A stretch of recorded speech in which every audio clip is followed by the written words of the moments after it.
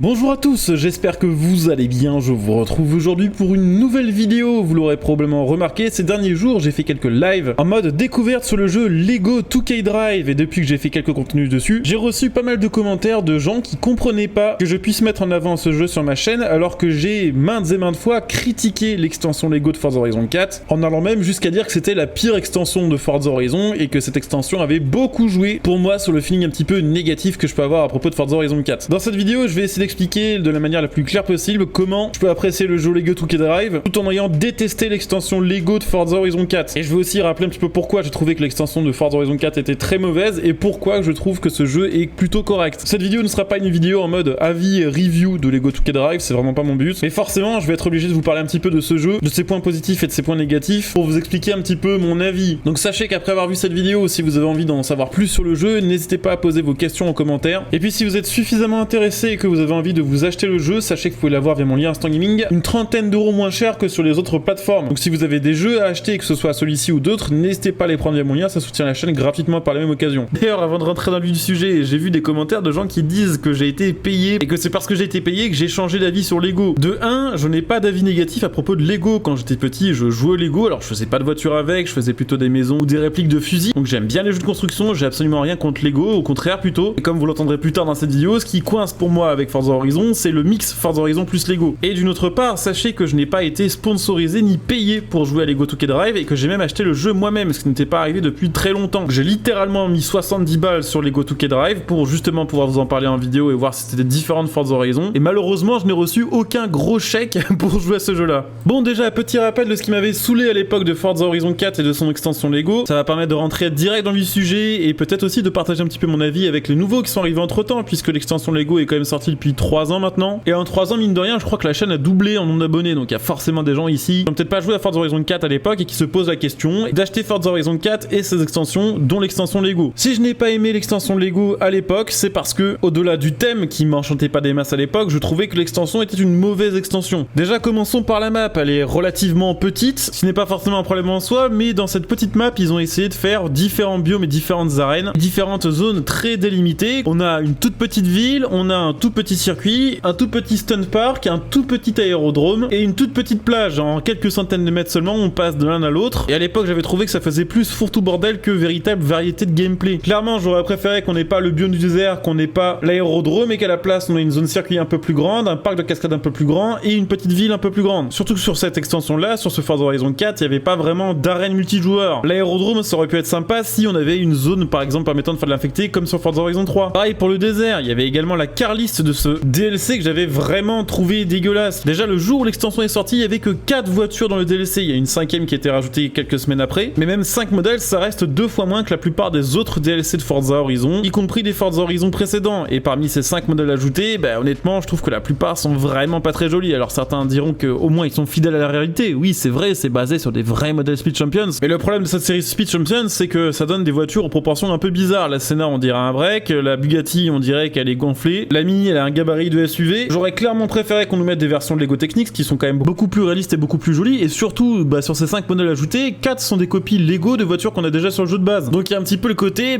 on vous met les mêmes voitures avec des performances un tout petit peu différentes, en moins jolies, et ça vous coûte 20 balles. En plus de ça, j'avais trouvé que le système de progression de l'extension était vraiment pas fou. C'était du farm bête et méchant, où il fallait trouver certains types de briques et les casser pour pouvoir les ajouter à sa collection. Ce qui honnêtement est assez satisfaisant au début, notamment parce que les véhicules Lego et les décors Lego complètement destructibles, c'est assez fun. Mais quand toute l'extension est basée là-dessus et qu'on veut arriver au dernier stade de l'extension, c'est très long et très chiant. Et on va arriver surtout au point qui m'a le plus saoulé sur ces extensions Forza Horizon 4 Lego, c'est que quand je mets 100 balles dans une édition Ultimate d'un Forza Horizon, j'ai envie de jouer à Forza Horizon, j'ai pas envie de jouer à un jeu Lego. Et je trouve que clairement l'esprit Forza Horizon n'est pas compatible avec l'esprit Lego. Je joue à Forza Horizon depuis le premier, j'ai avant ça joué au Test Drive Unlimited, et ce que j'ai toujours apprécié sur ces jeux-là, et ce que je pense une partie de la communauté aussi appréciée, c'est le fait de pouvoir rouler avec des jolies voitures, améliorées, dans des décors réalistes, paradisiaques, avec un côté fun, mais aussi avec un petit côté sérieux et réaliste, mine de rien. Pour moi, c'était incompatible avec Lego, et spécialement la série Speed Champions, qui est l'opposé de ce que j'apprécie sur l'ambiance d'un Forza Horizon. Et ce qui était très très mal passé, c'est que effectivement, comme pour Forza Horizon 5, quand on achetait Forza Horizon 4 en précommande, avec le pass extension, on ne savait pas à l'avance quelle extension serait dedans. Ce qui veut dire que lorsque cette extension a été révélée, il y a eu un petit côté un peu mauvaise surprise, un petit côté « Ah, j'ai payé pour ça !» ça ce qui m'avait gonflé et ce qui avait gonflé à l'époque beaucoup de joueurs. Maintenant, Lego 2K Drive c'est quand même totalement différent parce que bah déjà, si vous achetez un jeu Lego, vous vous attendez à avoir des Lego, vous attendez pas à avoir du Forza Horizon. Et ça fait une très grosse différence mine de rien, d'acheter quelque chose, d'obtenir en échange du montant investi précisément ce que vous en espériez. Même si très honnêtement, je trouve que le jeu Lego 2K Drive est beaucoup trop cher pour ce qu'il est. Bah, c'est pas pareil que d'acheter un truc un peu à l'aveugle, hein, comme c'est le cas avec les précommandes de l'Ultimate des Forza Horizon, de se retrouver avec quelque chose qu'on a payé alors qu'on n'aurait jamais acheté si on avait connu le contenu à l'avance. En plus de ça, côté map,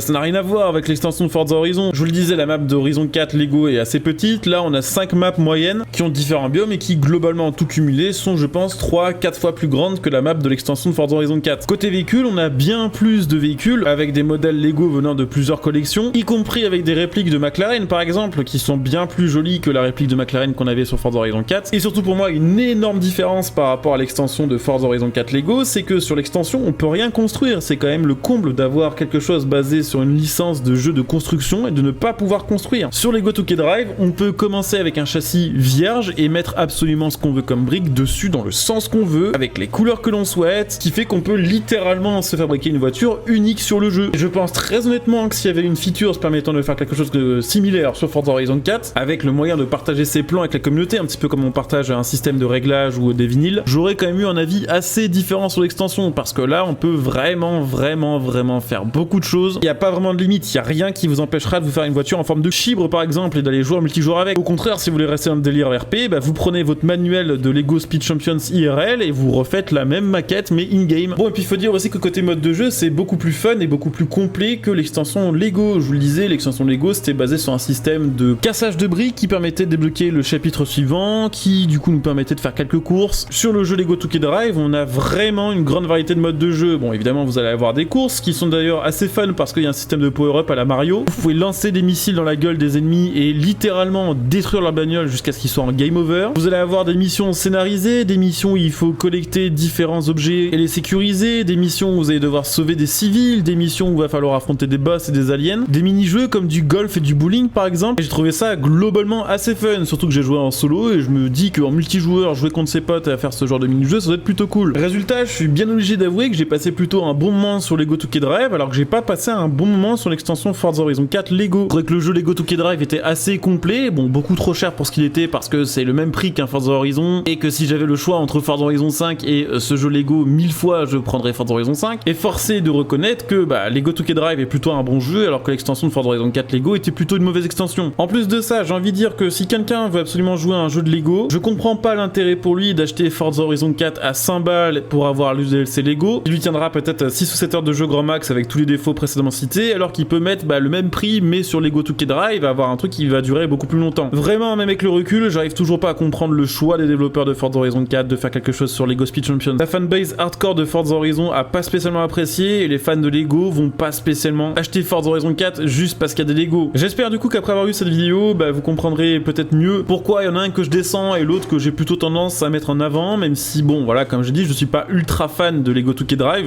je préfère 1000 fois un Forza Horizon. J'essaie juste d'être objectif par rapport au jeu que je teste. Et je pense que si vous êtes là et que faites partie des abonnés de ma chaîne, c'est aussi parce que vous savez que j'essaye d'être comme ça. En tout cas, ouais, j'espère que ce sera plus clair après avoir vu cette vidéo, j'espère que vous aurez passé un bon moment, que je vous aurais pas rappelé non plus trop de mauvais souvenirs sur l'extension Forza Horizon 4. J'espère qu'après cette vidéo, ça aura peut-être permis à certains de découvrir le jeu Lego 2K Drive et peut-être de l'apprécier plus que l'extension Lego Speed Champions. Si vous avez apprécié la vidéo, je vous invite à faire comme d'habitude et à soutenir la chaîne gratuitement via tous les moyens que vous connaissez. Vous pouvez liker et vous abonner. Vous pouvez utiliser mes liens de soutien sous cette vidéo pour faire vos achats à prix réduit, comme le lien matériel.net pour acheter votre matos, le lien Stanging pour acheter vos jeux. Vous pouvez me rejoindre sur Twitch pour les prochains lives. Justement, ce soir, si tout se passe bien, je vais streamer un petit peu de Lego 2K Drive, histoire de continuer un petit peu la découverte. Donc si ça vous tente, n'hésitez pas à venir follow, n'hésitez pas à claquer votre prime pour soutenir la chaîne. Et puis pour ceux qui veulent soutenir la chaîne sur le long terme, n'hésitez pas à donner des soutiens via le bouton rejoindre sous cette vidéo. Ça soutient la chaîne et ça vous fait profiter de plein de petits bonus. Allez, je coupe cette vidéo ici et puis on se retrouve très bientôt pour une nouvelle vidéo un peu plus chill. Ciao.